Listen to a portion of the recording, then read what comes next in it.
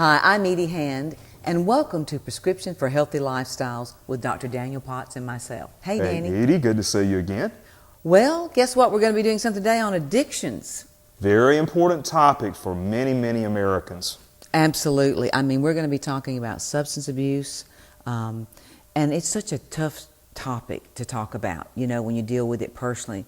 But we have Miss Camp joining us today from Bradford, and she's going to make a difference for a lot of people out there, so they won't want to miss it. Absolutely. It's a very important topic and one that needs to be gotten out in the open. It is, and I have a personal story that I share in with that. And when you've gone through things personally and you see how the right steps to be taken to make someone's life better, that's what we need today. Yes. And we hope that you'll stay with us, and we'll be right back with more after this. If you woke up with pain this morning, you are not alone. Estimates are that nearly 1/3 of Americans will experience chronic pain at some point in their lives. Optimal Pain Control by Franklin Pharmacy works directly with your physician to create a pain cream for your unique needs. Our staff of pharmacists has over 30 years experience in compounding. OPC by Franklin Pharmacy's custom formulas are created for you to maximize pain relief while minimizing side effects. From minor aches to severe neuropathic pain, let us be your partner. Hi, I'm Edie Hand, here for Scott Crump Toyota in Jasper. Scott and I have teamed up to bring a program to your community to encourage and educate children on the importance of mentorship and self-esteem. Visit our websites. You're watching Prescription for Healthy Lifestyles with Edie Hand and Dr. Daniel Potts. What are the varied addictions that our viewers could understand? What type of addictions are out there? We are still seeing, as always, a lot of alcohol use, a lot of marijuana use, a lot of benzo use with pills such as Klonopin, Xanax, Valium, a lot of opiate use with OxyContin, Lortabs, Methadone, those type pain pills. And we're seeing an increase in crystal methamphetamine use. It's pretty prevalent in the part of the state that our office serves, and unfortunately we're starting to see an increase in adolescent population in that area as well. That is scary. It's a very, very scary drug. People don't realize the first time that they use it that they can become addicted so quickly, and it can devastate your entire life. Do you have, some statistics that you could share with us of how many young people today or that they're finding with this? I don't have any current statistics, but I can tell you that in the population that we are seeing younger and younger kids. How young? As young as 12, 13 years old, who are sneaking alcohol, who are hanging out with older kids and don't really understand even what they're getting involved in, taking pills at parties where they're just being passed out like candy, and they don't even realize what they're taking. They're just following other older kids and doing things that they don't even realize. Is that one of the things that perhaps when you would come to Bradford, if you counseled with a parent of things they should look for in this particular area? I think it's very important for parents to be aware of the signs and symptoms and to be aware that these kinds of problems can happen in any family. I think a misconception is that, you know, if our parents are married and there's an intact family and, you know, our kid makes good grades, then there can't be any kind of substance abuse going on. And you would be surprised. The kids who we see who come from fully functioning two-parent families, make good grades, even play sports. You would come to Bradford if you counseled with a parent of things they should look for in this particular area. I think it's very important for parents to be aware of the signs and symptoms and to be aware that these kinds of problems can happen in any family. I think a misconception is that, you know, if our parents are married and there's an intact family and, you know, our kid makes good grades, then there can't be any kind of substance abuse going on. And you would be surprised. The kids who we see who come from fully functioning two-parent families, make good grades, even play sports sometimes in school, and are going out on the weekends and going to parties and drinking, smoking pot, doing things to clean their urine so that they're passing sports drug screens. They even know how to do it. Oh, even know how to do it. Once one adolescent knows how to do something, they share it. All the adolescents. They don't keep it a secret. They do not keep it a secret. And And unfortunately, at that age level, they a lot of times listen more to their friends than they do to their parents. But I would say to parents to know where your kids are, know who they're hanging out with, be aware that these problems are out there. Don't stick your head in the sand. Don't assume it's not your kid, it's everybody else's kid, but it will never happen to me. I think that's one of the most dangerous statements a parent can make, is to say, well, that may happen in that family, but my kid would never do that. Kids experiment, kids try things, kids hang out with other kids who may be doing things that they haven't ever thought about doing, and before you know it, and not even really because of peer pressure, just because they are around it and are exposed to it, they become curious and they want to try. And the unfortunate part of that is that you can't predict who's going to become an addict. So the best way that you can prevent that from happening is to not start using and not start drinking. And that's a hard thing for kids to understand and learn sometimes. I guess when they get to the state where they come to Bradford is they've been through some pretty difficult times. They have. We see some pretty sad cases. Could you give us an example without giving a name? Oh, certainly. We have had people in treatment who, I like to say the best way to sum it up is, this particular patient never had a chance. She may be in treatment at 24 for opiate addiction or crystal methamphetamine addiction, and you look through her history, through her psychosocial and her history, and see that, she started using when she was 12 or 13 years old. And as a parent, the first question I always ask is, where were the parents? How did someone that young get the money and the wherewithal to obtain drugs without parents knowing about it? And you dig deeper into the history, and it's simple because both of the parents are addicts as well. It's hard to watch your kids and know what's going on with them, or care, really, when you're immersed in your own addiction and your own issues with either alcohol or drugs or both.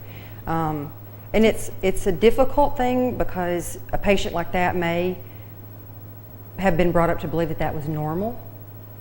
And so they've usually had some pretty serious consequences that have brought them to us. A lot of people come to us after having been arrested. That is a wake-up call for a lot of people. They will use for years and think, well, I don't have a problem because I haven't gotten into legal trouble, or I don't have a problem drinking because I've never gotten a DUI. And then when they cross that line and they get arrested for possession of marijuana or possession of a controlled substance with some of these prescriptions that they don't have a prescription for, or they get arrested for a DUI, it's for a lot of people it serves as a wake-up call. And they say, in the best case scenario, if they're wanting treatment on their own without being forced by the courts, they say, I didn't realize I had gotten this deep into it. I didn't realize it had gotten this bad. I'm out of control. I want to get my life back. I don't want to end up in jail or dead. So help me figure out how to not do that. I think that's great. And do you have a counseling session that's not only for the patient or someone that has the addiction, but for the family? Oh, absolutely. Addiction is very much a family disease. It's not confined just to the person who's using the substances. It affects everyone around them. With adolescents, it certainly affects siblings and parents. It can cause parents to lose time at work. It certainly can make parents sick. Siblings the same way, because they love the person who's having the active addiction and they want to help them, but they're also very helpless to do anything about it because you can't make someone not use. They have to want it for themselves. And so our program is very much a family program. We encourage adolescents and adults alike that when they come into treatment with us, whether it's inpatient or outpatient, that spouses, if they're adolescents, certainly parents and siblings are all involved in family treatment, because if they don't understand how to support the person but also to set up the boundaries and to use tough love, it's difficult. What is a timeline normally, or the age that you can see that this really, I know it depends on an individual, obviously. It's very individualized. So that's it with cases that, what's an average probably that you see, or that you've seen some results in a shorter period of time, or younger people? We have actually had some pretty good success lately with college-age kids. That's encouraging. Yeah, it is very encouraging. With the younger adolescents, a lot of times what you see is that attitude that younger adolescents have of, I'm invincible. They believe they can get into a car and drive under the influence, and that other people might get hurt or other people might get arrested, but it's not going to happen to me. I'm Superman, nothing's going to happen to me. And so it's hard sometimes to break through that. A lot of our adolescents, they're in treatment early on in their addiction, and so from that standpoint, there's a lot of hope. If they take their treatment seriously and get into a recovery community by going into AA meetings, NA meetings, come into our continuing care meetings after treatment, and setting up a real positive support, you see success with that. With the older adolescents and into the early 20s, we're seeing some pretty interesting and cool recovery things. They're getting involved in things like taking recovery trips to the beach, where huge crowds of people who are in recovery and are active in AA and NA, or instead of Is going it workshops kind of things? Or how is it's it for it's them? almost like it's almost like a retreat. A retreat for It, them. Okay. Almost like there was one back over Easter weekend down in Panama City Beach, and you think about Panama City Beach and you think about college-age kids and teenagers going down there and drinking and partying, but they can also go down there and enjoy the beauty of the beach and the sunrise over the ocean and talk about recovery things and have that community there. And so Letting that out. Yeah, I think that's very cool. You're watching Prescription for Healthy Lifestyles with Edie Hand and Dr. Daniel Potts. We'll be back in a moment. Enjoy the latest books from Edie Hand, a portion of sales benefit charities such as St. Jude Children's Research Hospital. Visit www.ediehandfoundation.org or your local or online bookstore. Pick up your copies today. A Pocket Guide for the Alzheimer's Caregiver by Dr. Daniel Potts and his wife Ellen helps you understand this disease and get the best care possible. Go to alzpocketguide.com or any online bookstore for your copy. Hi, I'm Sarah Evans here with friends Rollins and Kumar, who've been helping Children's of Alabama celebrate its 100th birthday. They're here for care at the Alabama Center for Childhood Cancer and Blood Disorders, the largest provider of cancer care for children and young adults in the state. At Children's, we treat every form of cancer, and we're committed to a cure. You can be too. Donate now so thousands of kids like Rollins and Kumar will celebrate lots of birthdays, including their own. You're watching Prescription for Healthy Lifestyles with Edie Hand and Dr. Daniel Potts. Thank you for being with us, Angela. Thank you for having me. Well, for those that have not been watching and just tuned in, you are the administrator of the regional office in Anniston for Bradford. Is that correct? That's correct. And we were talking about the long-term effects, or going to get into that, for addictions. And we had different substance abuse that we've been talking about, prescription drugs and marijuana.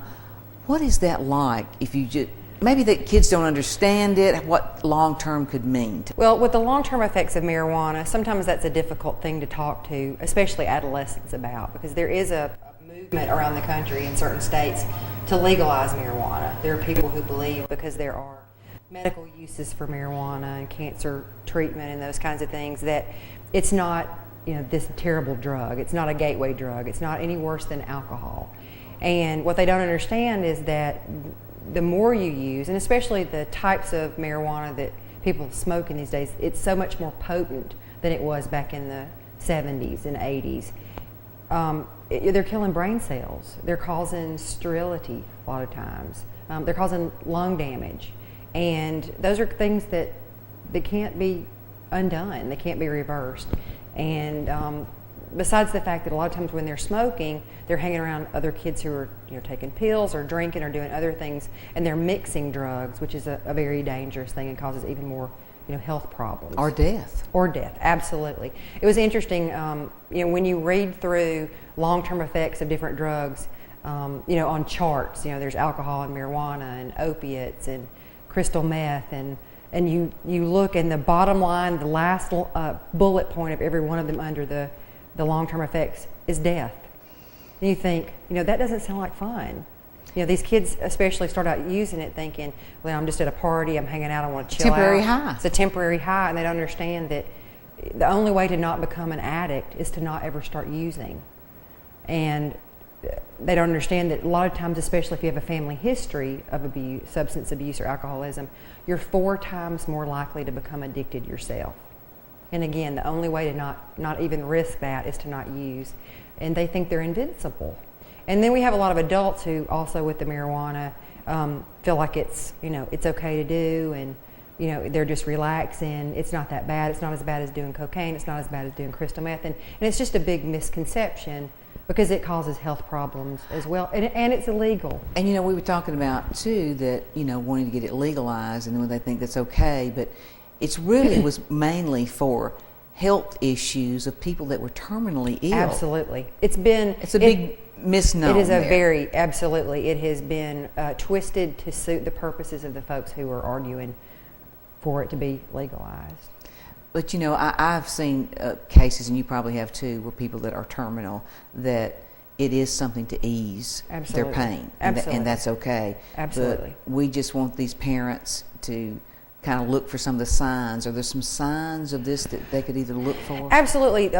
With marijuana especially, a lot of times parents will call us because they've found drug paraphernalia. They have found rolling papers. They have found a baggie with something that looks like a dried plant in it.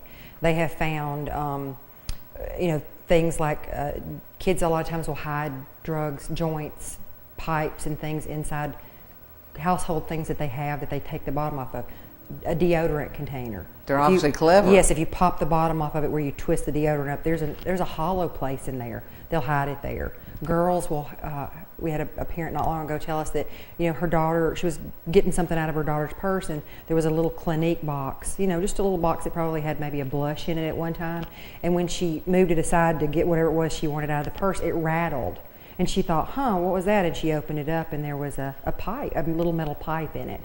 Oh my goodness. But who would think to look in a Clinique box or a makeup box for that? You wouldn't.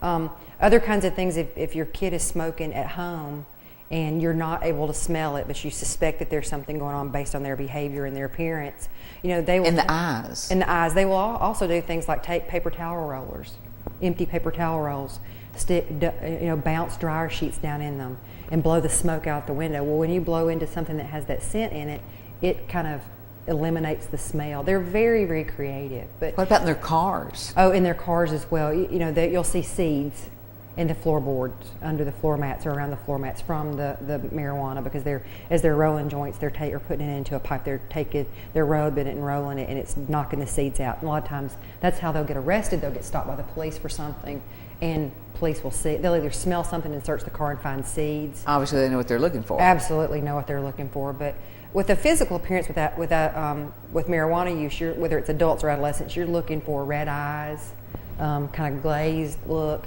Certainly that musky, sweet scent on their body, on their clothes, in their hair, in their car, in their bedroom.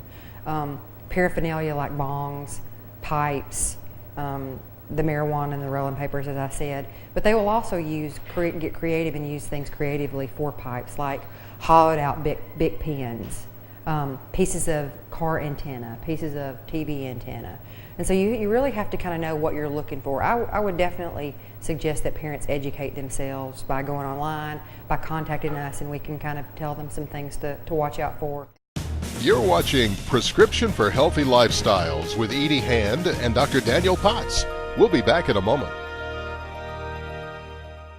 If you woke up with pain this morning, you are not alone. Estimates are that nearly 1/3 of Americans will experience chronic pain at some point in their lives. Optimal Pain Control by Franklin Pharmacy works directly with your physician to create a pain cream for your unique needs. Our staff of pharmacists has over 30 years experience in compounding. OPC by Franklin Pharmacy's custom formulas are created for you to maximize pain relief while minimizing side effects. From minor aches to severe neuropathic pain, let us be your partner. Southern Orthopedics specializes in all aspects of orthopedic care, from preventative medicine to corrective surgery. We offer the latest advancements in orthopedics, like our open MRI. With a commitment to excellence, Southern Orthopedics received the 2007 Orthopedic Care Excellence Award as awarded by Healthgrades Hospital Quality. Our well-respected physicians bring 60 years of combined experience to their patients and the community. Southern Orthopedics and Sports Medicine Associates in Jasper. You're watching Prescription for Healthy Lifestyles with Edie Hand and Dr. Daniel Potts. And we're talking about addictions. And in the studio with me is Angela Camp, who is the administrator of the regional office in Anniston for Bradford. And I thank you so much for being on the show this evening. Thank you so much for having me. And for those that might be tuning in right now, we've been talking about some of the top addictions of like with marijuana, with pills, and how this affects of long term. But we thought we'd get into alcoholism and how this affects long term, as well as how it affects these families. Right. So tell us about with alcoholism. Is that one of your top addictions? Oh, it is absolutely the top. The top. Absolutely. We, even with folks who we see who are using prescription pills, marijuana, crystal meth, the consistency across the board, even if they're not drinking, some of them aren't drinking a lot, but they almost all use alcohol as well, either to help come down off of some of the other drugs that they're using or to help boost the effects of the drug that they're using. And then So they combined it. They mix drugs, which is even more dangerous than using the substances alone on their own. And then we have some folks who are just pure alcoholics, who that is the only drug they've ever used. And again, people don't understand, a lot of folks don't understand, if you have a family history of substance abuse, if you have a parent, a grandparent who had or has an addiction, you are 4 times more likely than someone who doesn't to become an addict if you start using. And again, the only way you can prevent that from happening, if that's the case, is to not pick up the first beer, or not to pick up the first drink, or not to pick up the first drug. And it's a very hard thing, especially with young people, to help them understand that. And if they've ever seen it or been around it, you think if your mom or your dad or an uncle or someone that is an alcoholic, why would you want to be like that? Well, what do you think that gets them to, is it peer pressure? Well, it's interesting. We see things kind of swing one way or the other on a kind of a continuum. When you have someone who's grown up in an alcoholic family or has an alcoholic grandparent and they've been exposed to that, you will either see someone who has sworn off alcohol and has said, I will never look like that. I will never treat my family like that. I'll never cause my mom this heartache that I've seen this happen. Or you, on the other end, and we see this much more often, folks who believe that that's normal, that that's the way you cope with stress, that's the way you cope with disappointment, that's the way you celebrate. And so they're brought up Conditioned. Not told. No, it's not an outright verbal thing that they're told, but it's just kids pay attention to what we do, much more so than what we say, and they see, well, that's if my parent was having a bad day, the first thing I see my mom do when she comes home is get a glass of wine, or the first thing I see my dad do is have a beer, or if we have other families over, all the adults are drinking. So that must be what adults do, and they get that unspoken message that it's normal and it's how you cope when things aren't going exactly the way that you want them to, when they're anything other than even and normal. Edie, what helpful information we just got about addiction problems that hopefully is going to be useful for our viewers and their families. Absolutely. And we hope that you'll be joining us next week right here on Prescription for Healthy Lifestyles with Dr. Daniel Potts and myself.